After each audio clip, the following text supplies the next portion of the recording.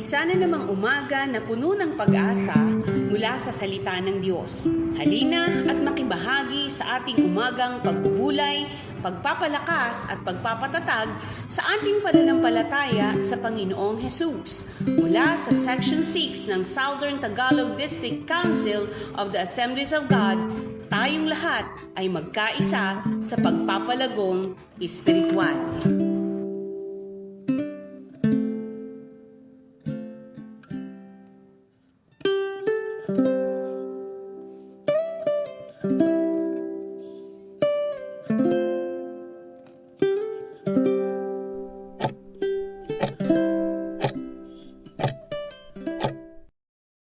Sa pumuling mapagpalang araw sa bawat isa sa atin. Salamat sa Panginoon sa araw na ito, ano? At muli po tayo ay nagkita.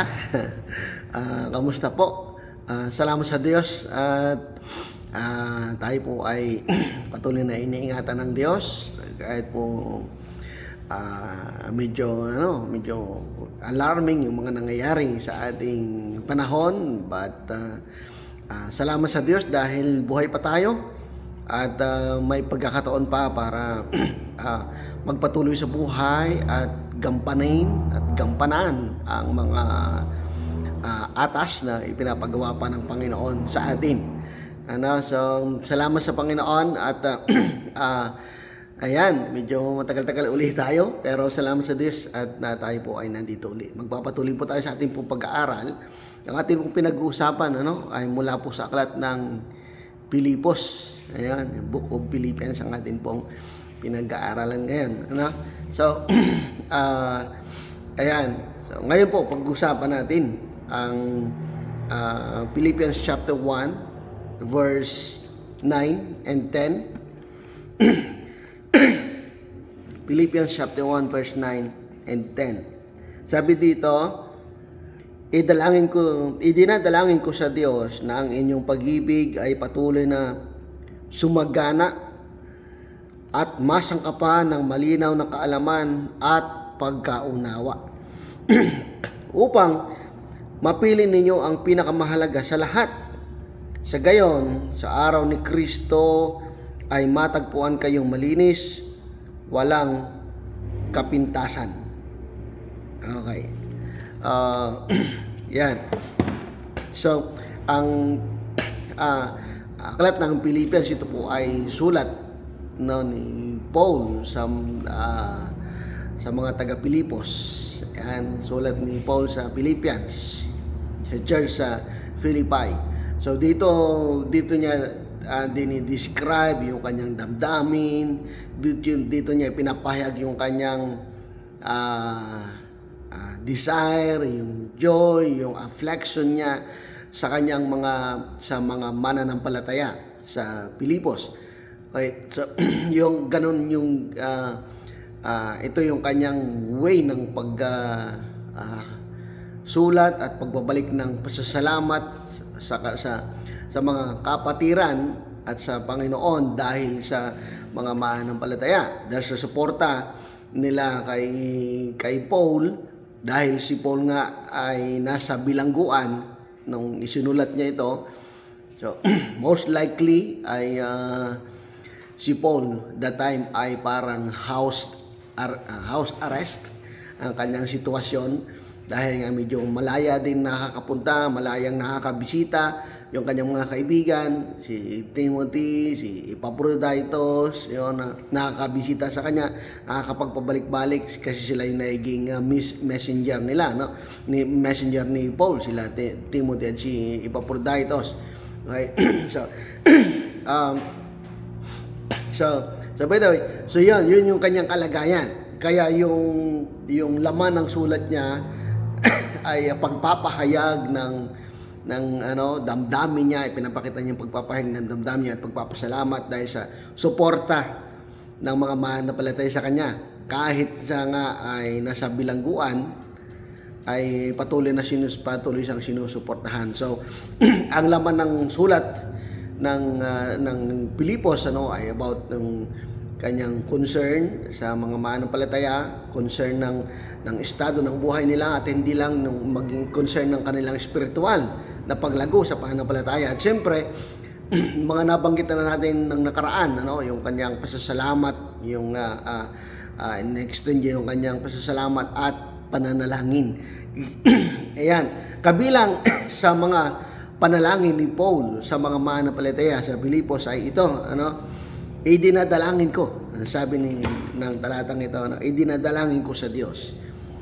I pray, doon sa ibang mga sa English translation, NIV and the New King James Version, ganito ang kanyang mga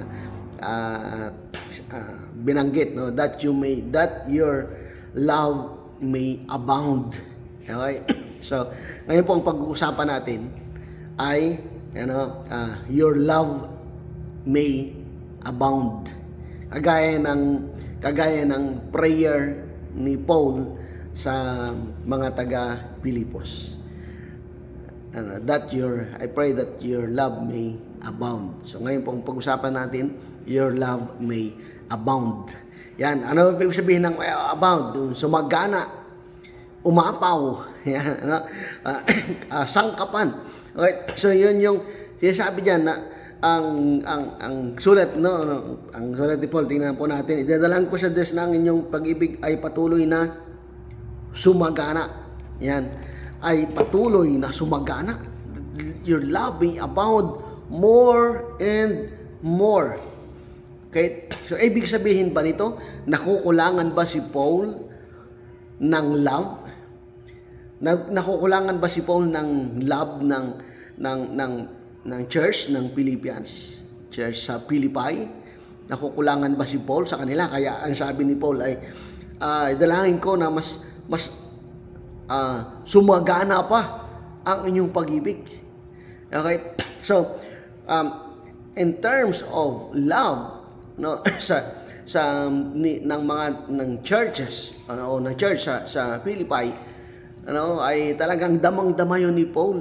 Damang-dama ni Paul sa yung kanilang love, yung love ng mga member, love ng mga mananampalataya kay Paul bilang kanilang pastor, bilang kanilang leader, bilang kanilang founder ng church. So damang-dama ni Paul yung pag-ibig na yon. Kasi nga kaya nga yung laman ng panalangin ni Paul o yung laman ng sulat ni Paul, nagpapasalamat ako sa inyong tulong, sa inyong ginawa, sa inyong pagpapatuloy sa paglilingkod. So, tapos ang isang laman ng kanyang panalangin ay sumagana ang inyong pag-ibig. Okay. So, ano ibig sabihin nito? Hindi ito dahil nakukulangan si Paul ng love ng church, ng love ng Philippians, kundi ang concern niya dito ay yung love na nararamdaman natin, yung love na ipinaparamdam ng mananampalataya sa Philippians. Yung individual. Okay? Ang pinag-uusapan dito ay hindi yung love ng Philippians kay Paul, kundi yung paano nila i-express yung love sa kanilang buhay, sa kanilang kapwa mananampalataya, o yung love sa ibang tao. Okay? So, titignan natin. That your love may abound. Your love may abound. Una, abound in knowledge. Okay? That your love may abound in knowledge. Yun yung tinutukoy ni Paul na sumagana. Ang inyong pag-ibig ay sumagana pa, that your love may abound more and more in knowledge. Okay? So, ang tinutukoy dyan ay yung kung paano mo in-express ang iyong love sa iyong kapwa o sa mga tao. Dapat yan ay sinasangkapan ng kaalaman. Hindi lang puro love. Yun yung kanyang tinutukoy dyan. Okay. That your love may abound. At ang inyong pag-ibig ay patuloy na sumagana at masangkapan ng malinaw na kaalaman. That your love may abound in knowledge. Okay. So, bakit kailangan ng knowledge sa love? Napakahalaga po nito. Okay. Kasi kapag sabi nga, kapag sinunod mo ang tibok ng puso, kapag sinunod mo ang love, okay? Kulang yan ng knowledge, kulang ng understanding. Minsan, nakakabulag ang pag-ibig. Yan. So kaya ang sabi diyan, kailangan kasangkapan ninyo yan ng pagkaunawa. Okay? Para mapili ninyo kung ano ang tama, that you may approve things that are excellent. Para malaman ninyo, para mapili ninyo ang tama, ang pag-ibig ninyo sumagana sa kaalaman. Hindi lang puro love, yung hindi lang puro damdamin. Okay? So, hindi lang puro damdamin, kailangan kasangkapan ninyo yan ng kaalaman, ng karunungan, ng knowledge. Okay? So, para malaman ninyo kung yun ay tama. Minsan kasi, yan, pagka dahil nga puso, dahil love, yan, kahit mali na, tuloy ka pa rin. Kaya yun ang paalala ni Paul at ang padlaman ng kanyang panalangin para sa mga manampalataya sa Philippians. And ganun din naman sa atin ito, paalala sa atin. Okay? That your love may abound. Your love may abound in knowledge. Pangalawa ay, your love may abound in discernment. Okay? Your love may abound in discernment. Discernment. Okay? So, ano ba ibig sabihin ng discernment? Sabi sa dictionary, okay, discernment is ability to judge well. Okay, so that your love may abound in discernment. Okay, para yung salitang discernment kasi nalalaman mo, nakikita mo, nakakaramdam ka na yung tama yung nagiging decision mo. Okay? Pagka mayroong discernment, yung love. Pagka mayroong discernment yung love, nalalaman mo ang tama. Nakakapag-isip ka ng tama. Nakakapag-isip ka ng mabuti. Ayan. Kapag yung love, kinaasangkapan mo ng discernment. Okay? Kabatiran, kaalaman ang sabi sa Tagalog, pagkaunawa, kaalaman at pagkaunawa, discernment. So sa English at sa ibang mga translation ng English ay discernment ang ginamit. So yung konteksto ng discernment is ability to judge well, at yung konteksto naman ng discernment sa mga Christian context is spiritual guidance and understanding. Spiritual guidance and understanding. So yun po ang paalala sa atin, yung pang paalala ni Paul sa mga mananampalataya sa Philippians na yung tama yan, na pasaganahin natin, dapat nating ipadama yung ating pagmamahal sa lahat ng tao. Okay, ngayon sa mga desisyon mo sa buhay, sa mga desisyon natin sa gagawin, kailangan mayroong discernment. Kailangan mayroong knowledge. Yan. Kailangan samahan mo kasi napaka-powerful ng love. Totoo naman po yun. Napaka-powerful niyan at kaya niyang sagasaan ang lahat ng bagay. Kaya niyang hamakin ang lahat ng bagay dahil sa pag-ibig. Kaya kailangan ng isip, ginagamitan ng isip, ginagamitan ng puso, understanding, and discernment. Okay, so that you may approve and the things that are excellent, so that you may be sincere and without offense. Yan po yung paalala ng talatang ito ng ating pong pinag-uusapan. So,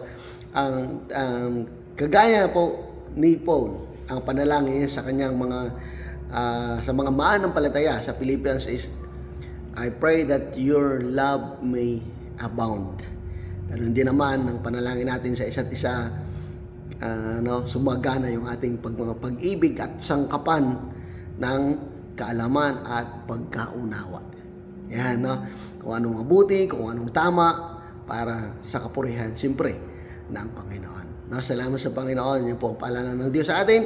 Paalala ng salita ng Panginoon sa atin sa araw na ito. Purihin ng Diyos, tayo po sa gitna ng manalangin. Panginoon Diyos, nagpapasalamat po kami sa pagkakataong ito na muli po ay nakapag-aral kami ng iyong mga salita. Nagkarinigan kami at salamat po dahil napakasagana ng iyong mga salita. Salamat po sa mga katotohanan ito.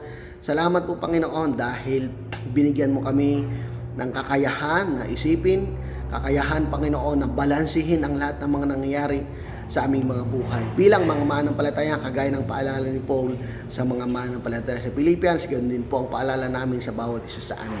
Panginoon, dumadalangin po kami ng iyong patuloy na biyaya at pagpapala sa bawat isa sa amin. Lord God, I pray na proteksyonan mo po kami sa mga nangyayari ngayon sa aming panahon. Lord God, ang mga matitinding mga trahedya at kami po ay nakikisimpatya sa mga tao, sa mga kababayan namin Panginoon na dumadanas ngayon ng mga problema, ng mga kahirapan, nakatapos ng mga bagyo, ng lindol at iba pang mga sakuna na nangyayari ngayon. I pray na spare mo po ang iyong mga anak, ang aming mga pamilya, ang aming mga mahal sa buhay. Ingatan mo po kami lagi.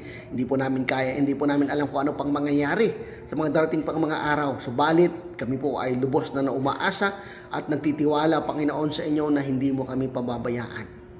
Na kung sakali mang anuman ang mangyayari sa amin, ay mayroon naman kaming tiyak na kalalagayan, tiyak na uuwian, tiyak na lugar na inihanda mo, Panginoon, dyan sa kalangitan. Kaya anuman ang mangyari, anumang oras dumating ang mga problema, kami po ay may pag-asa dahil kayo ay nandyan para sa amin.